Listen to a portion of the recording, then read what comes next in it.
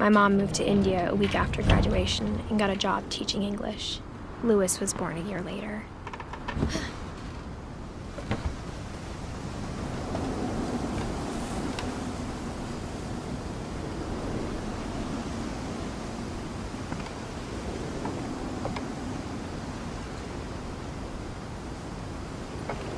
When my dad died, I don't think Mom knew where else to go.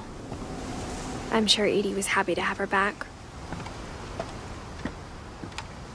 The house had to get a little bigger, but Edie was used to that. And for a while, things were good. Almost normal, but it didn't last.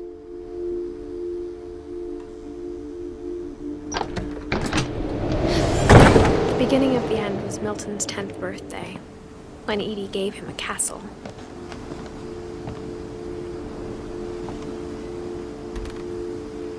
After Milton disappeared, the only thing he left behind was a room full of paintings.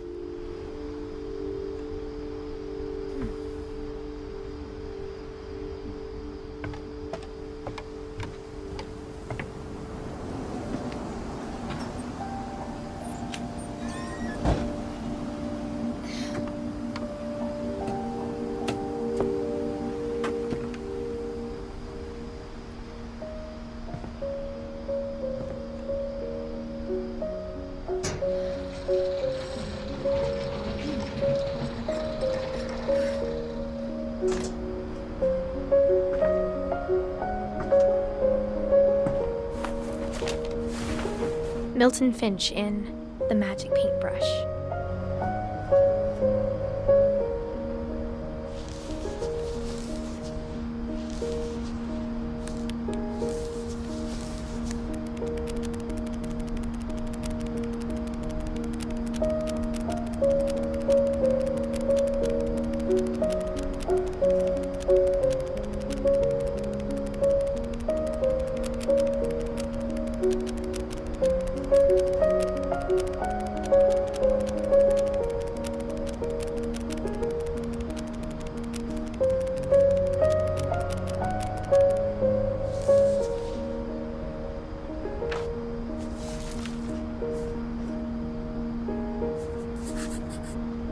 I was 4 when Milton disappeared.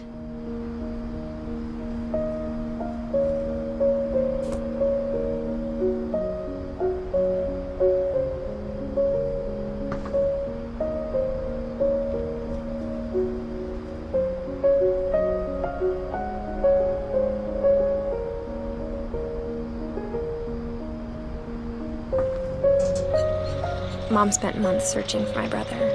Then she sealed the doors.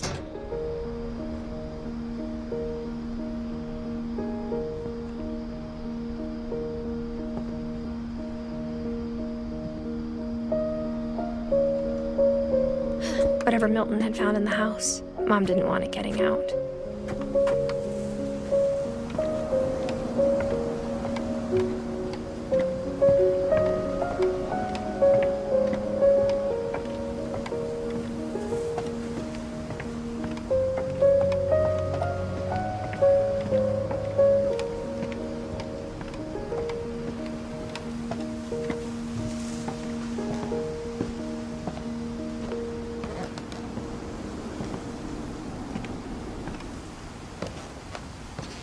Mom definitely blamed Edie, but I think Louis blamed himself. After he graduated, he just spent more and more time in his room, until Mom got him a job at the cannery.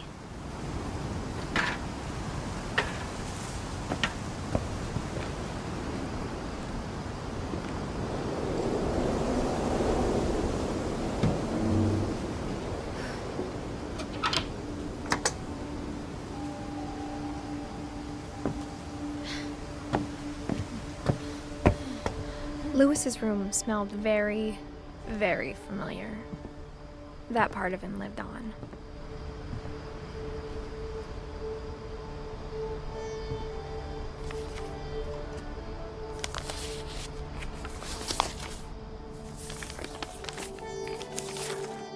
Dear Mrs. Finch, as Louis's psychiatrist, I can understand your desire for an explanation. As I see it, the trouble began in January, shortly after we convinced your son to seek treatment for substance abuse. Newly sober, I believe Lewis first noticed the monotony of his daily life.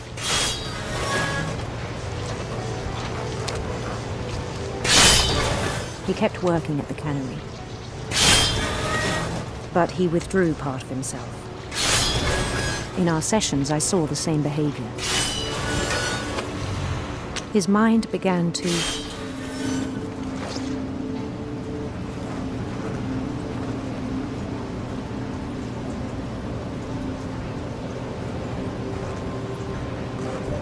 wander.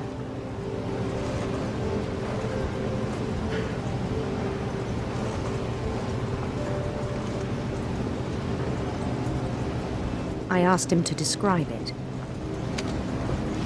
He said he started small, imagining a labyrinth. He'd feel his way about. Then something moved. Bats and toads.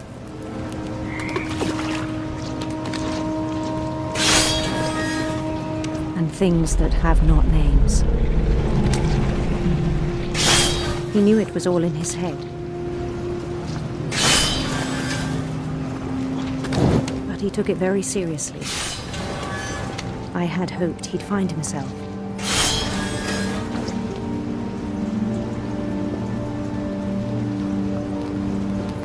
But he found something more.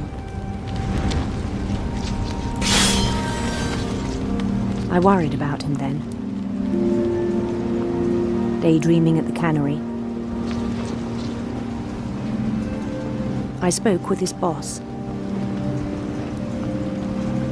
But he said Lewis had become a model employee. Methodical, tireless, focused.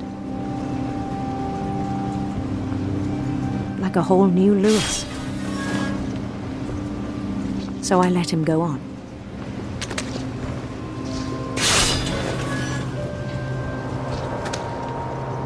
I even encouraged him. It seemed very promising at first. He told me he'd made a new friend.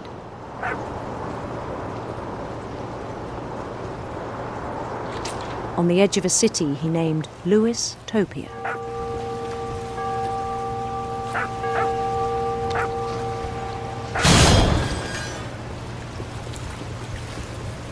He built the city up slowly, brick by brick.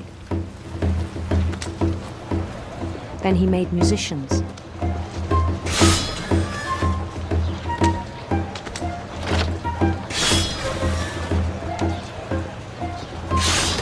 And songs for them to play. He talked about starting a band. And he was always humming something.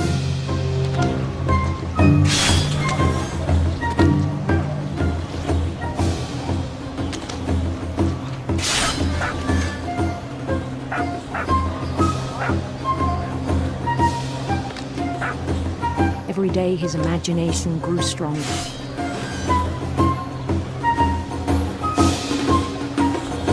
He no longer spoke at the cannery.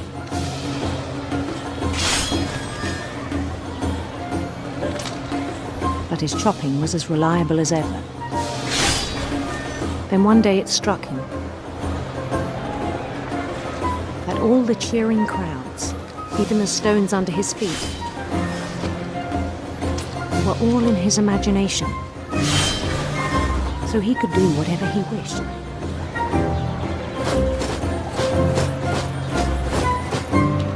He held an election for mayor, and he won. They begged him to stay, but his mind was already wandering. It became a game for him.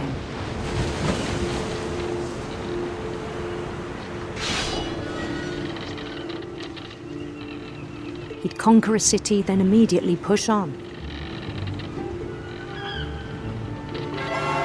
New Louisville.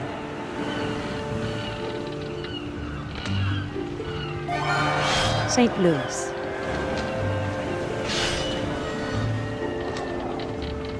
He started drifting away from our reality.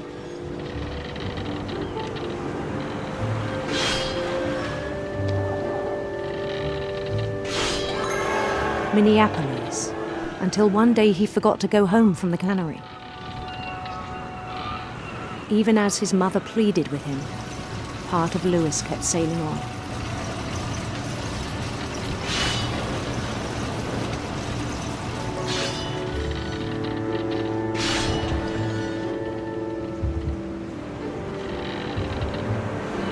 In Lewisburg, he heard rumors of a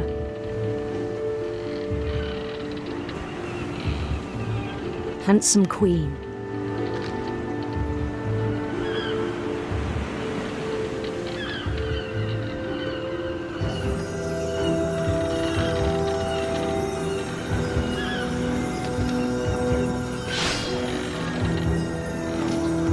The queen was on her own quest for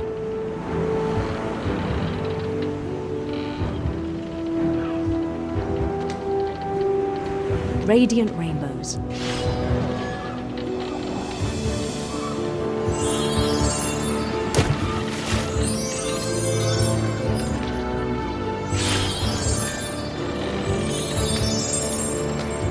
He followed the sound of her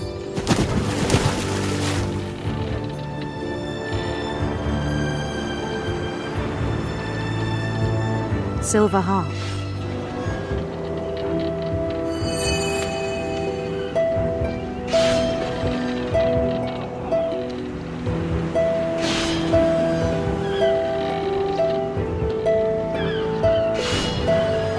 His chase led him to a golden palace east of the sun and west of the moon. Even then, his logic remained sound.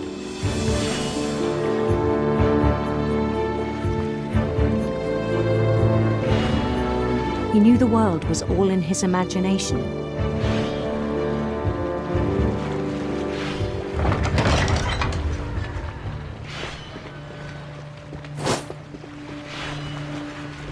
But he was so proud of having created it. In his own eyes, he'd become something greater than a king.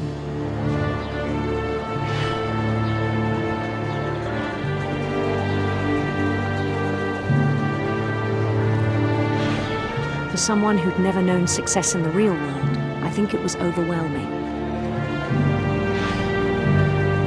And then it struck him that the real Lewis was not the one chopping salmon, but the one climbing the steps of a golden palace.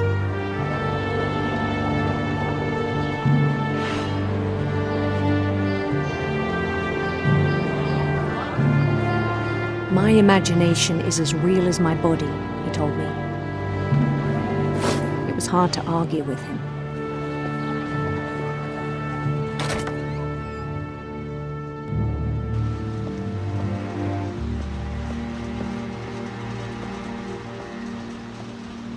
He began to forget the world we know.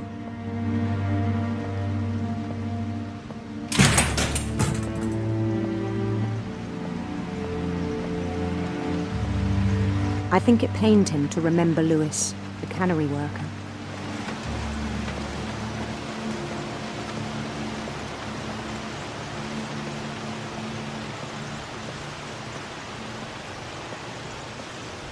He began to despise the man with a royal contempt.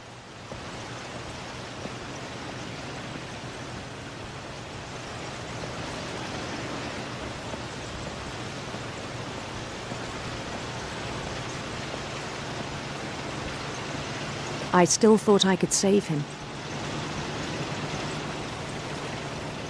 Even after he said he was being crowned king over all the lands of wonder.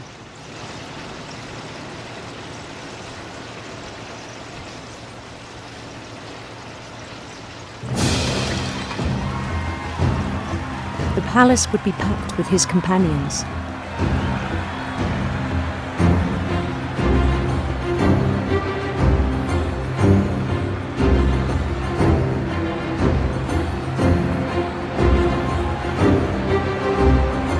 including the wise Calico who'd insisted on inviting him.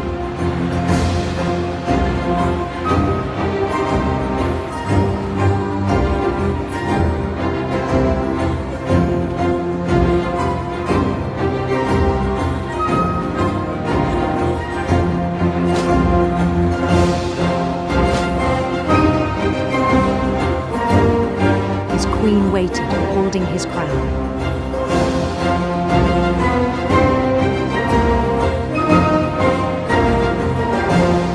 There was only one thing left to do.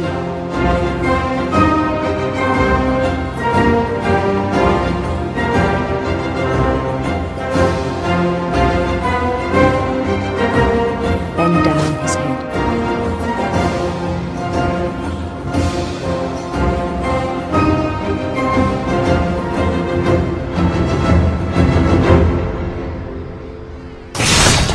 And the rest I think you know. Mrs. Finch, your son was a kind man who will be missed by all of us who knew him.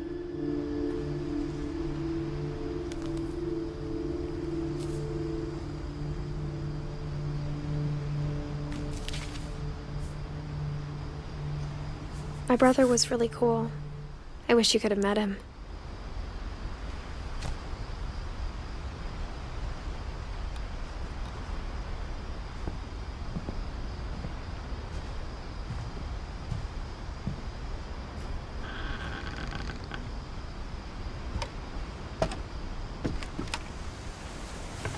On the way back from Lewis's funeral, my mom told me to start packing. She waited until the day before we left to tell Edie. I'm not sure if she wanted to make it easier or harder.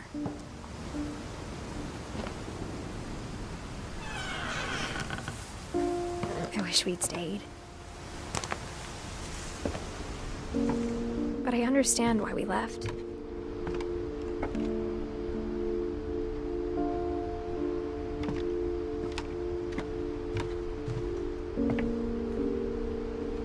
My mom ended up leaving everything behind.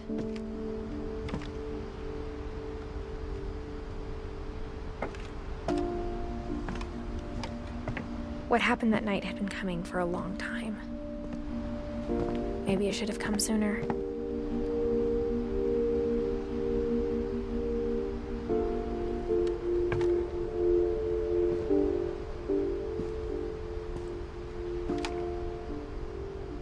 But it had to end one way or another.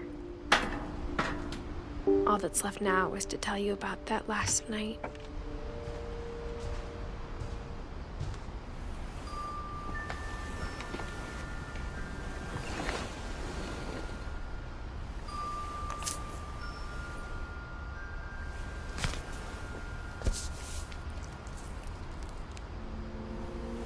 That whole last day, Edie just watched us pack and didn't say a word.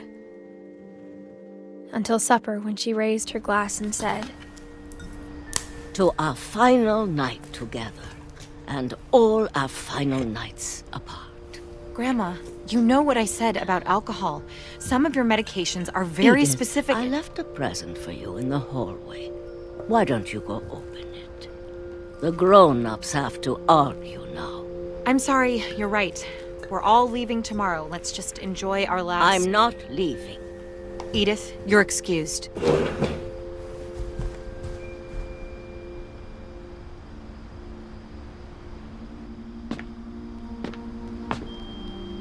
the power had been shut off that morning, but Edie always had plenty of candles. When my mom sealed the library, I don't think she knew about the other entrance. Or that Edie had a key to it.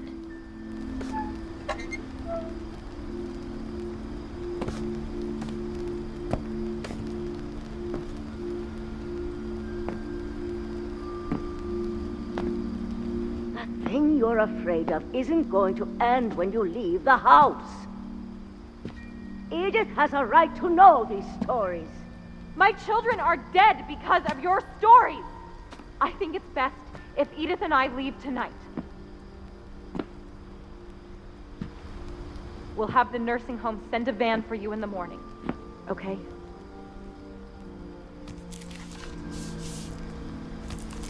Dear Edith, There's so many stories I wish I could tell you, but there's only time for one. This is about what happened on the night you were born. That night, the tide went way, way out. It was the first and last time I ever saw the old house aground. There'd been an earthquake out in the middle of the ocean. They called it the lowest tide in 1,000 years. God, it smelled awful. You know, I've seen that house every day of my life.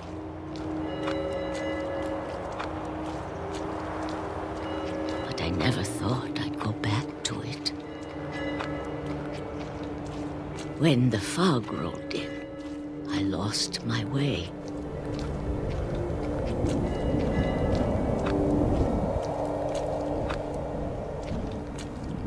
I got turned around.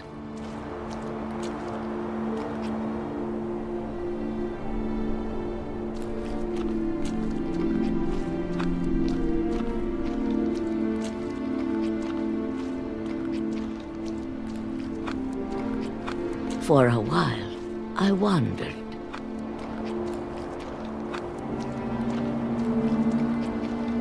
I started seeing things.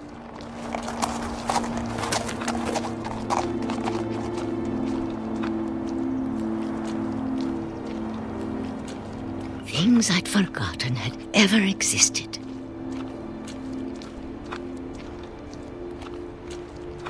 But when I saw them, they felt like old friends. That night, a lot of things came back to me. Or maybe I came back to them.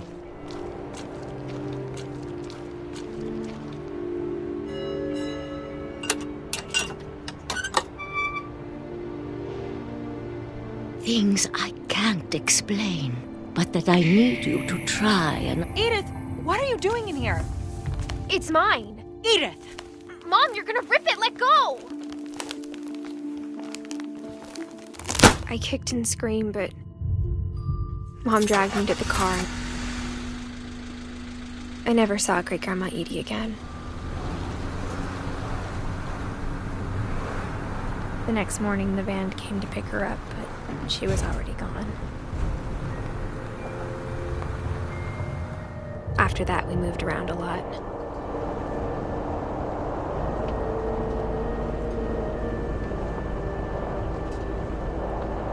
We both tried to make the best of it.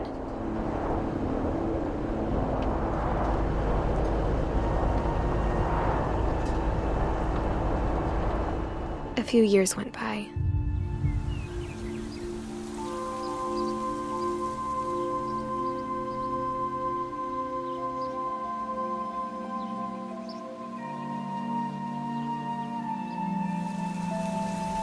My mom didn't like to talk about it. But she started getting sick a lot. The rest happened pretty quickly.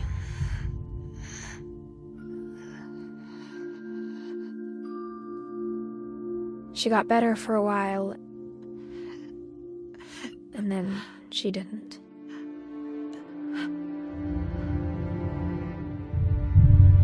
And then I was alone. The last Finch left alive.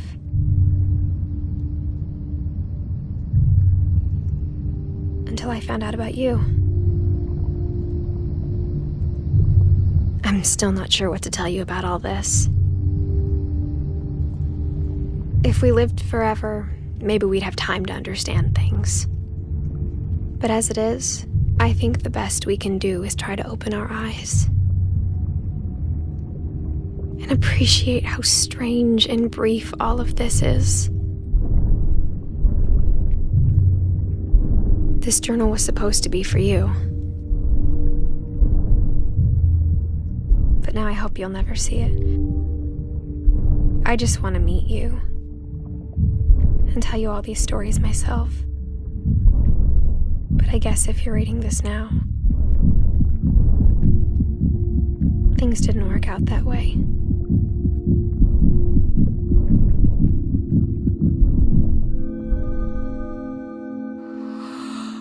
This is where your story begins.